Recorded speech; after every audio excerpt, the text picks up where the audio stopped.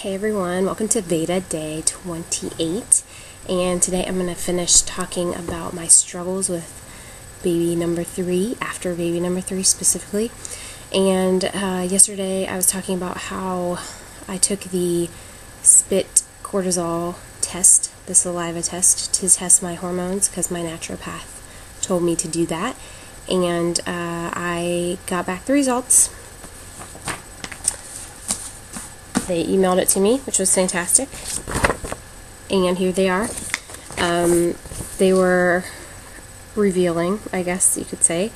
My cortisol, which is like your fight or flight hormone, I expected it to be either high or low. I think I expected it to be too high, because if you have trouble losing weight, it's too high. But anyway, it was too low in the morning and too high at night. Typically it's high in the morning and then low at night. Mine's actually really low in the morning and then it gets higher at night. So that was a problem. Also my progesterone was low, and that's back here too. It's all in here. My progesterone was very low, and that could be due to breastfeeding, but it's hard to tell how low is too low for me, like how much of that is from breastfeeding and how much of that is just too low. It could be higher and I could still be breastfeeding, and and my secretory IgA, which I guess reflects digestive health, was also low, but we expected that. So pretty much just the cortisone or cortisol and the progesterone were new developments, I guess you could say.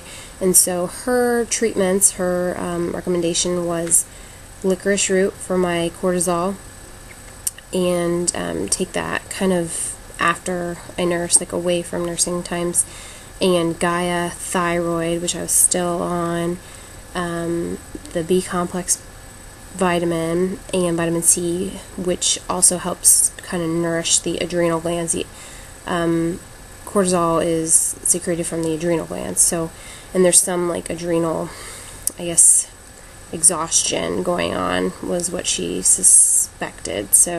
And then also 15,000 international units of vitamin D and a good probiotic, and continue gluten-free, and try to up my workouts to 6 days a week for like 20 minutes instead of doing 2 or 3 days a week at 1 hour, really hard, like what I was doing at kickboxing. So those are her recommendations, and I did all of them. And after about 2 months of that, I finally got my period, which I was very happy about, because like I said earlier, yesterday, my body, for whatever reason, doesn't like lose weight and doesn't seem to get back to normal until my period starts. So I knew it had something to do with hormones just because of that, really. So I got my period at 10 months postpartum, which at this point he is nursing like nothing. I should have gotten it way earlier, especially because with baby number 2 I got it at 6 months postpartum. So got it at 10 months. I started feeling a lot better, and I was starting to lose weight. It wasn't coming fast, but it was actually going down a little bit. So that was fantastic. I mean, really exciting. And then I started progesterone cream because I had started my period, and that is actually right here. I put a 1/4 teaspoon on anywhere on your body, really, twice a day, until around day 28. Then you stop it, and then you have your period, and then you start it up again around day 7 or 10, somewhere around there. And I cannot tell you how much this helped. Oh my goodness. My fatigue and my mood, like, just, I don't know, things just felt better. Like, I just felt better about life. Like, I had more positive thoughts going on in my brain. A better energy for sure. And better libido. So that was helpful. Progesterone cream, really great. So that was about 10 months postpartum. which was about 2 months ago.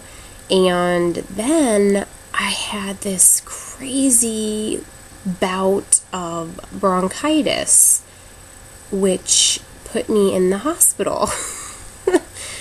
And I couldn't breathe, and it was crazy. And so then I was on inhalers and steroids and basically treating it like an asthma attack, an asthma exacerbation. And then I had to go back a week later because I couldn't breathe again. It wasn't working, the stuff we were doing. I was wheezing all the time. So that set me back because I had to be on steroids, which aren't good for you. They raise your blood sugar. They make you gain weight. There's so many problems. So that set me back quite a bit, and it was frustrating because I don't have asthma. Where did this come from? I've never had asthma. And I had this bronchitis that wouldn't go away, and they call that asthma when it doesn't go away. Obviously there's other problems going on when you are wheezing all the time. So all of a sudden I'm 30 years old and have asthma. Well, come to find out, I start talking to my mom, did I have problems with breathing at all when I was a kid? Anything you can think of. She says, no, nothing when you were a baby, nothing when you were a toddler. Oh, once when you were 13, you had to use an inhaler for about 3 months, and then you never had to again. What? How do I not remember this? I have this crazy ability to, suppress bad things that happen in my childhood and, never remember that. I really don't remember them. So I don't even know that. I didn't even know that happened.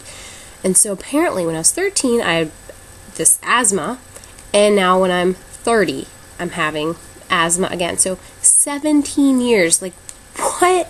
How does that happen? So I've read about it since then, and apparently it can happen, especially with a really, really mild type of asthma, and it just, for whatever reason, it kind of exacerbates. It shows up later in life.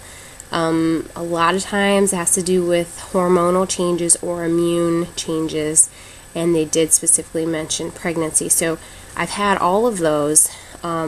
Also, I do want to mention that my immune system during pregnancy and afterwards is really suppressed. So suppressed that I consistently test indeterminate for HIV. When I do the HIV test during pregnancy, it's indeterminate because of the way that they do the testing and the horrible immune system that I have. So I have to go get a blood test and show the health department that it's negative. It's crazy. It's really annoying, but that's how my body is during pregnancy. And I also get skin infections, and this is after pregnancy too. It takes forever for my body to get back to normal. So I suspect that immune response has something to do with my asthma showing up. And so it's confusing and it's annoying, but yeah, something about immunity, something about hormones made this asthma just pop up out of nowhere. I haven't really gotten officially diagnosed yet. That would involve probably a specialist, and I just haven't made the appointment, and we don't have that much money in our HSA right now. So but I did find an herb, coleus, forskohlii. I'll put it in the notes at the bottom. It is fabulous. I can tell a huge difference when I don't take it. I can actually start to hear a little bit of wheezing happening if I don't take it. So I've been taking that every day, and it's been fabulous. I haven't needed albuterol at all in a month, I think. And but I do still take an inhaled steroid daily and the coleus to help. So with those two things, I haven't had any problems, but I can still kind of feel a little bit of wheezing every once in a while, and I don't even really know what my triggers are, what brings it on, but I know it helps. I know the coleus helps. So yeah, so that set me back with my whole health pursuit. But once I got on the coleus, it really helped. And then I switched from the Gaia thyroid to Google, Guggul, and that has also seemed to help a lot. And then, of course, as you know, I've upped my workouts from 20 minutes a day to an hour, 1 hour, 6 days a week. So that's a lot of working out. But at this point, I'm like desperate to be like normal again. And so it's finally coming off, and I'm finally feeling better, although it's still really slow. I'm losing like a pound or two a week, which is like frustrating. But at least it's going down for the first time in a year. It's finally going down, so that's great. And then I also wanted to recommend a book that my naturopath recommended, and I loved it. It's called the Carbohydrate Sensitivity Program. And it's basically just about weight loss and overall health, especially as we get older. Our sensitivity to carbohydrates increases because our insulin resistance basically increases. Our insulin just doesn't work anymore. Our body's ability to deal with carbohydrates becomes less and less as we age. And so, but there's other things in there too. And so even though I don't know how carbohydrate resistant I am at age 30, but I do know, especially with the gluten issues I've had, she talks specifically about that, about how you could have a sensitivity and it could go away, like as you take certain things out of your diet, and then you can reintroduce them slowly and kind of get your body used to carbohydrates again and get your metabolism back on track. So it was very helpful for me, really helped me see the benefits of exercise, hormonally especially. It really helps your hormones get back on track, and sleep, really big benefits with sleep. And I started adding the herbs for sleep after I'd read that book. I just was convinced at how important that was, and so I think that's really helped me start to lose weight too, is the sleep getting back on track. So I have a little list that I'm going to put in the notes that I'm going to recommend for people who are struggling postpartum. And I want to say I used to be an RN. I'm still technically licensed, but this is like not medical advice whatsoever. You won't hear this from anybody in the medical world. These are just from my own experience, what I would recommend to anyone who's having issues with postpartum depression or sluggishness or frustration. So not feeling normal. So that's my experience, and I hope it helps. And definitely let me know if you have any questions. Thanks.